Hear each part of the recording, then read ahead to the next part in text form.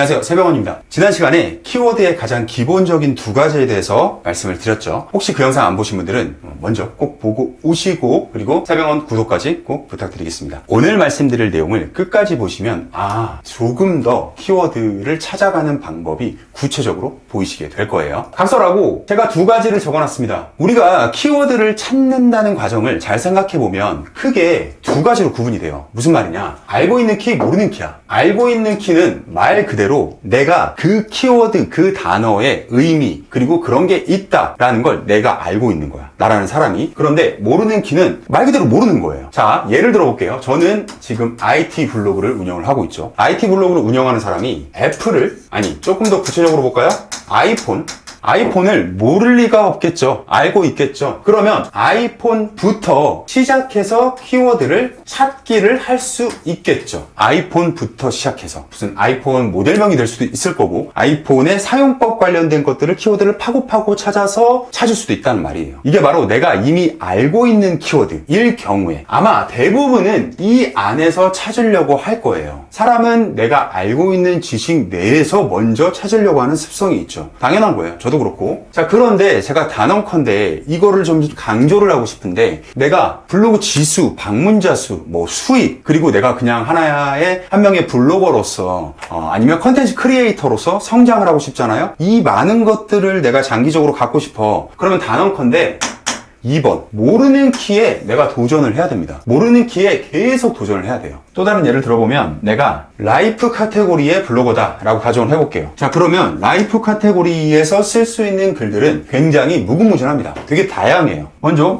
육아가 있을 거고요, 리빙도 있죠, 생활건강도 있어요, 식물, 살림, 이렇게나 다양한 소재들이 있을 거란 말이에요. 근데 나는 육아를 주로 발행하는 블로거였어. 그래서 이 알고 있는 키가 대부분 육아에 편중이 되어 있단 말이에요. 그러면 나의 방문자 수, 수익, 컨텐츠 크리에이터로서의 어떤 그런 역량, 이런 여러 가지 요소들이 다 어디에 갇힌다? 그냥 이 안에 갇혀버린다. 이 안에 갇혀버린다는 얘기예요. 병원님, 카테고리를 많이 하라는 얘기예요? 그 얘기는 아니에요. 그건 아니고, 카테고리 얘기를 하자면 3000% 빠질 수가 있으니까 짧게만 말씀드리면, 라이프라고 하는 대주제 안에서 육아, 리빙, 생건, 식물, 살림, 어때요? 5가지를 다 쓸 수 있잖아요, 우리. 육아 블로거라고 해서 갑자기 식물 쪽 포스팅을 한다? 안 이상하다고. 자연스러운 수순이라는 얘기를 하고 싶은 거예요. 그런데 내가 아는 키워드들은 대부분 육아에 갇혀 있어. 그 이후에 수익이나 방문자 수, 지수 다 이 안에 갇혀버리게 된다. 그래서 내가 쓸 수 있는 무기들을 늘려가란 얘기예요. 이걸 늘려나갈수록 단언컨대 뭐가 늘어난다?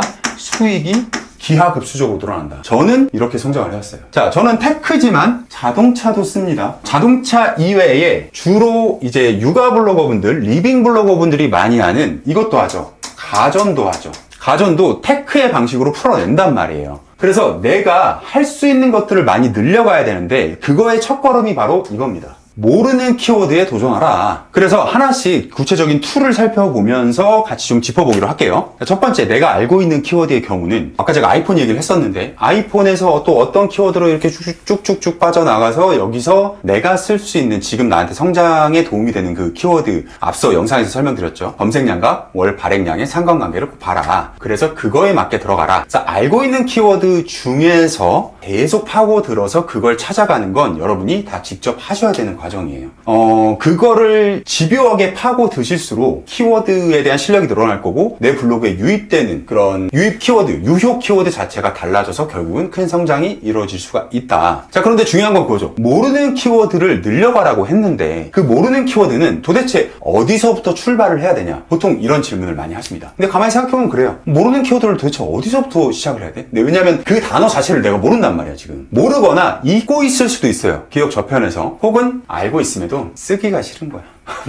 시간을 더 들여서 연구를 한다든지, 공부를 한다든지, 그 학습 과정을 거치기 싫은 경우에 그냥 알면서도 외면을 해버리는 경우들이 있죠. 저도 있어요. 저도 있어서. 아무튼 그 방식들을 좀 설명을 드릴 건데, 여러분이 접근하실 수 있는 제일 쉬운 방법. 바로 첫 번째는 제가 소개하고 싶은 거는 인플루언서 키워드 챌린지입니다. 그 뭔 소리야? 나 인플루언서 아닌데? 인플루언서가 아니어도 이 페이지는 들어오실 수 있어요. 혹시라도 이거 저 인플만 들어올 수 있는 줄 알았어요. 이거 지금 보면 카테고리 다 모여있는 전체 페이지예요. 전체 카테고리 다 모여있는. 이거는 누구나 들어올 수 있어요. 비로그인 상태에서도 볼 수 있단 말이에요. 혹시 모르셨던 분 계시면 댓글 남겨주세요. 제가 주소 댓글에다가 이렇게 찍어드릴게요. 그래서 누구나 들어올 수 있어요. 보면 여행부터 푸드, 라이프, 게임, 동물 팻에서 여기 총 20개 카테고리가 들어가 있습니다. 카테고리를 이렇게 하나하나씩 찍어보면 키워드들이 쭉 나온단 말이에요. 근데 가만 보면 키워드들이 어떠냐면 되게 짧아요. 짧은 어떤 한 개, 두 개 정도의 단어로만 이루어져 있습니다. 자, 그래서 이걸 어떻게 활용하라는 거야? 네, 이렇게 시작을 하는 거예요. 아, 내가 패션이야? 그러면 캡, 모자에서부터 출발을 하는 거예요. 출발. 제가 그랬잖아요. 아이폰에서 출발을 해서 내가 잊고 있었던 혹은 몰랐던 것들을 캐치해낸다. 그럼 그걸 어떻게 캐치해야 돼요? 그거는 너무 많아. 방법이 너무 많아.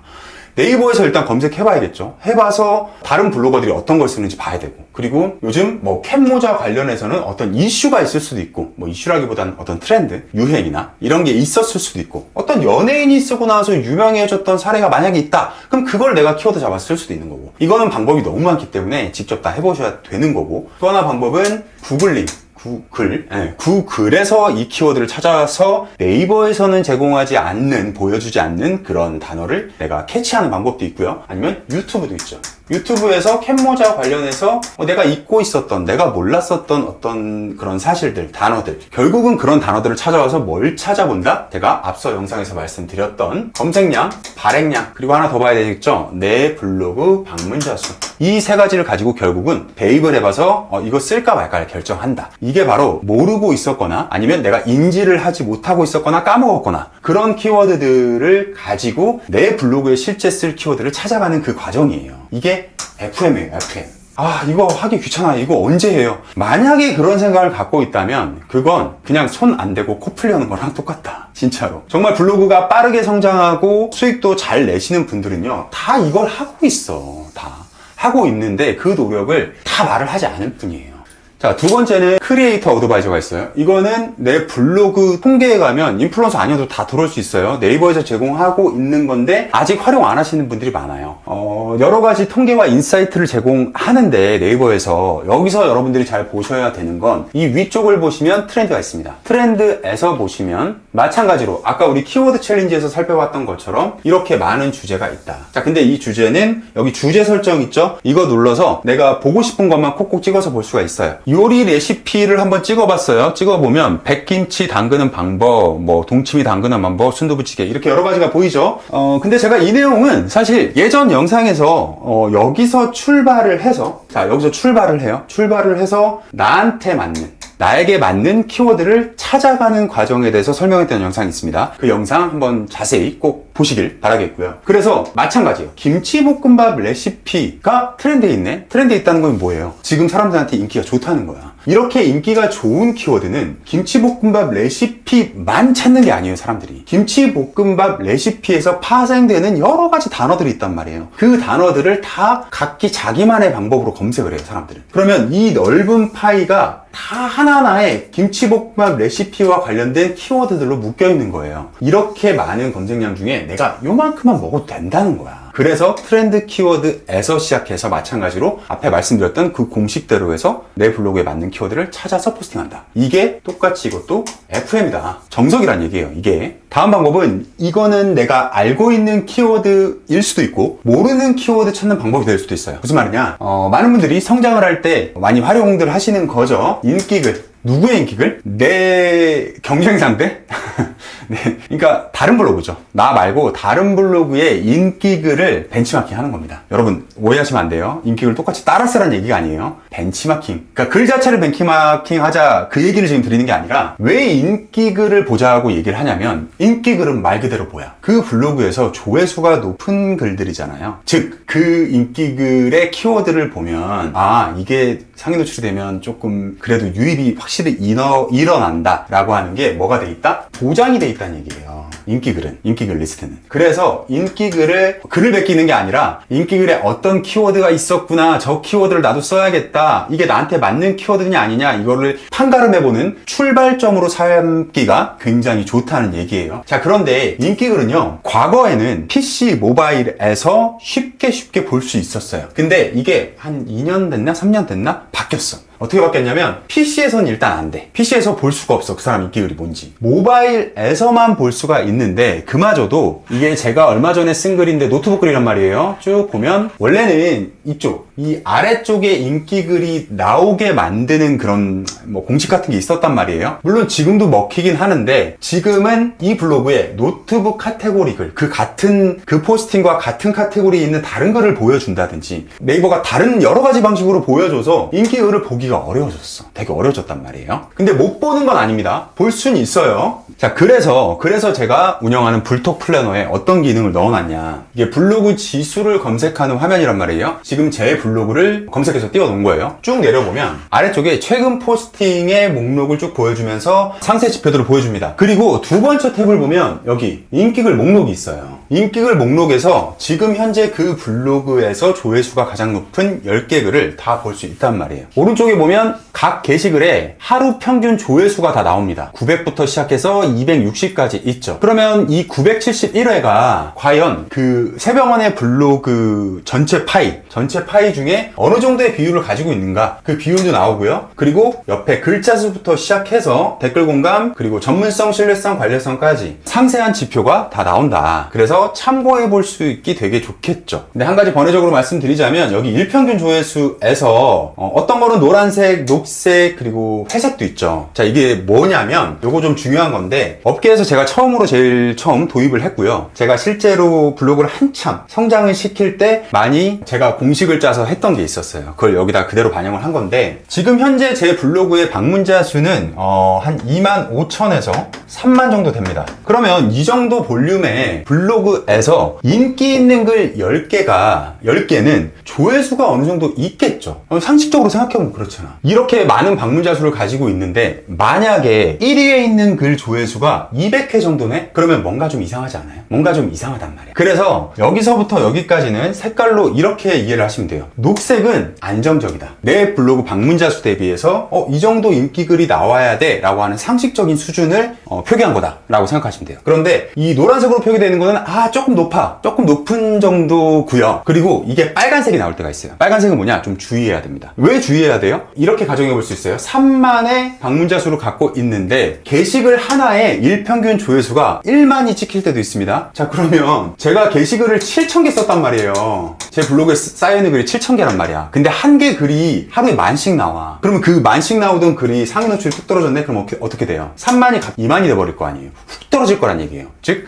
이런 그래프를 보게 될 거다. 이렇게 훅 깎이는 그래프를 보게 될 거다. 그래서 즉 안정적인 운영에는 도움이 되지 않는 그런 숫자다. 너무 높다. 자, 반대로 회색인 게 있습니다. 회색은 너무 낮다는 거야. 너무 낮아도 이상해요. 뭐 게시글 조회수가 낮을 수도 있지. 아니죠. 우리 인기글 10개를 보고 있는 거야 지금. 전체 게시글이 아니라 인기글 10개는 어느 정도의 조회수가 나와야 된다. 어느 정도 방문자 수 대비한 조회수가 있어야 된다가 일반적이란 말이에요. 근데 회색이다. 너무 낮다는 거예요. 지금 저 좀 낮죠? 네, 좀 낮아요 최근에는. 그래서 좀 많이 변하는 숫자인데, 자, 그래서 이렇게 활용을 하시면 되고, 그러면 다른 사람의 블로그를 봤을 때 어떻게 활용하면 돼요? 다른 사람 블로그를 들어와서 봤는데 와, 이게 다 녹색이네? 짱이지. 다 녹색인데 방문자 수까지 높네? 그런 블로그를 벤치마킹 하셔야 된다. 제 거 하지 마시고요. 제 거 지금 녹색 몇 개 없죠? 다른 분 거 하세요. 다른 분 거 찾아보시면 되고, 이게 계속 한 번씩 보는 거예요. 봤는데 야, 그 사람은 이게 계속 녹색으로 운영을 하고 있더라. 그러면 나도 저런 운영 방식을 따라가야지. 저기서 제목을 보면 키워드가 나오니까, 그래서 나한테 맞는지 안 맞는지 또 찾아가 보면 되겠죠. 반대로 여기가 한두 개가 막 빨간색이 튀어올랐어. 그럼 뭐야? 그 빨간색을 가지고 나도 방문자 수를 단발적으로 갑자기 튀어오를 수 있을 수 있겠네? 그 키워드를 잘 쓰면 이런 결론이 나온다는 거예요. 그래서 이 페이지 하나만 보면 그냥 다 알아서 분석이 될 수 있게 만들어 놨다. 참고로 이거는 네, 유료는 맞습니다. 유료는 맞는데 블로그 지수 사이트 중에서는 유일무이해 없어요. 왜? 제가 처음 만들었고 제 머릿속에 있던 걸 여기다 집어넣은 거기 때문에 그래요. 얘기가 잠깐 샜는데 이거를 종합을 좀 해볼게요. 모르는 키워드에 계속 도전을 해야 된다. 그리고 모르는 키워드에서 시작을 해서 나한테 맞는지 안 맞는지를 또 찾아가야 되는 번거로운 과정, 그걸 다 내가 이겨내야 결국은 내가 원하는 성장을 만들어낼 수 있다라고 말씀을 드렸잖아요. 누구나 다 그렇게 하고 있습니다. 떡상한 분들 대부분 다 그래요. 그래서 다음 시간에는 앞서 설명드렸던 엄청나게 키워드에 대한 그런 기준이 되게 많다고 그랬잖아요. 진짜로 빡세게 하나하나 다 찾아보는 분들은 검색량부터 시작해서 이 많은 지표들, 얘네들이 각 키워드마다 이 수많은 키워드마다 얘네들의 값을 다 갖고 있단 말이에요. 그럼 이거를 다 분석할 수 있느냐? 굉장히 번거롭고 힘든 일이죠. 그래서 이거를 한 방에 해결할 수 있는 방법에 대해서 들고 돌아오겠습니다. 감사합니다. 새병헌이었습니다. 오늘 영상 도움이 되셨다면 좋아요, 구독 꼭 부탁드리겠습니다. 영상 제작에 큰 힘이 될 거예요. 감사합니다.